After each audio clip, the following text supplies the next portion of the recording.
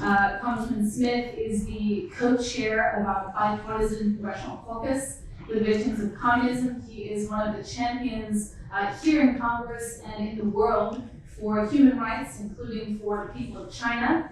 He is leading the Hong Kong Human Rights and Democracy Act. He's a member of the House Foreign Affairs Committee, and I had the pleasure of working for Congressman Smith. It's actually my first job in DC. So, Congressman, would you like to say a few words?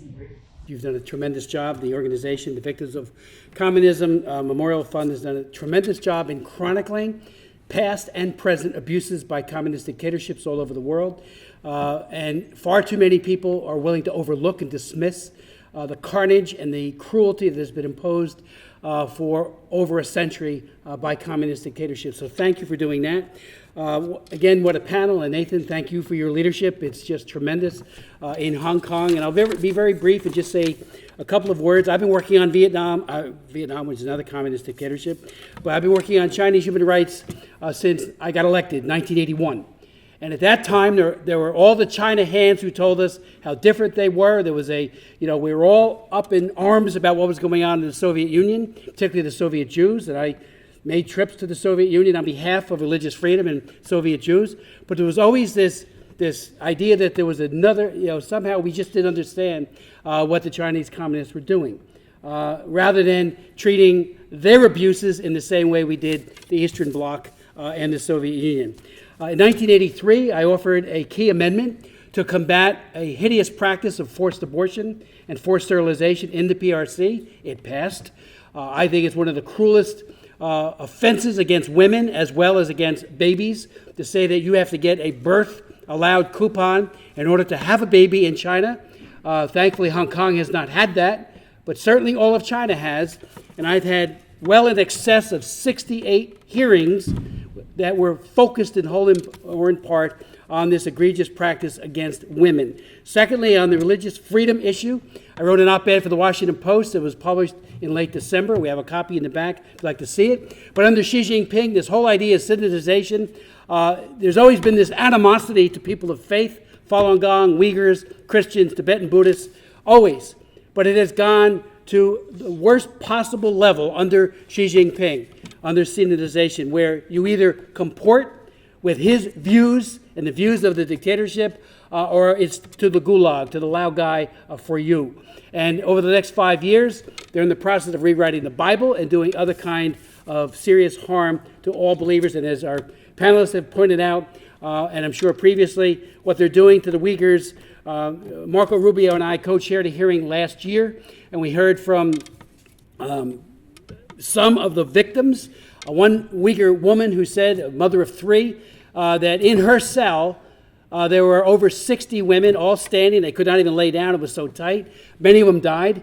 And she asked her torturer, "What are you doing? Why are you doing this? What have I done to offend you?" Because you're a Uyghur, because you're a Muslim. So I and others have asked that the OIC and the other Muslim countries in the world step up their criticism of Xi Jinping. All of us need to do it, but they need to do it in particular to say this is unconscionable, you need to stop it.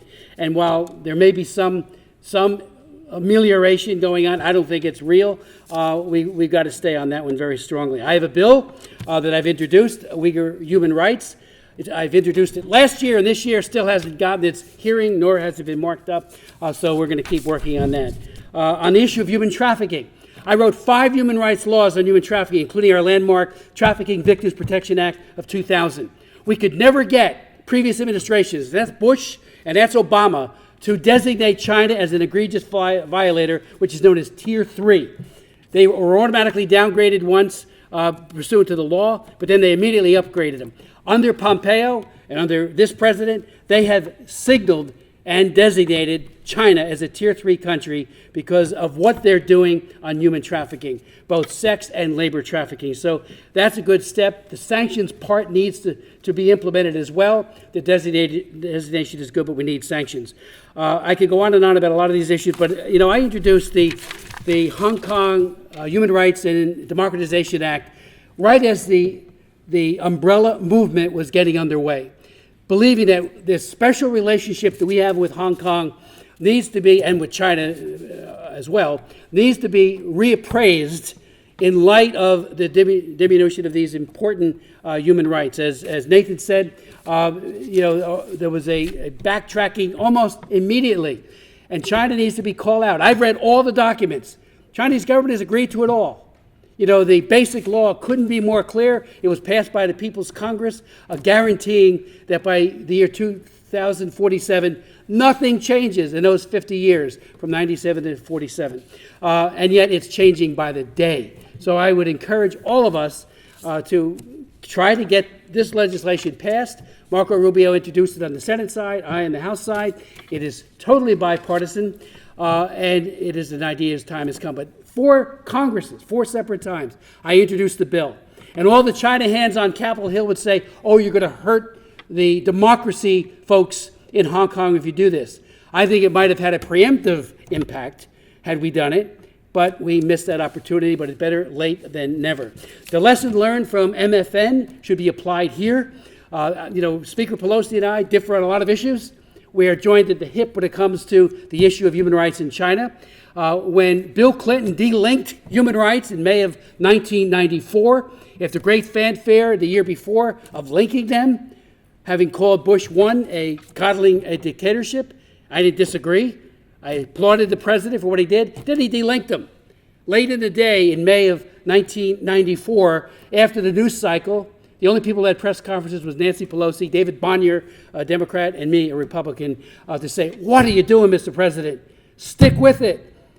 If you want intellectual property rights protected and copyright infringement and rule of law, make sure the human rights piece is right. And it all, not automatically, but it's more likely to fall into place. So now we're seeing continued deterioration. Xi Jinping loves Mao Zedong.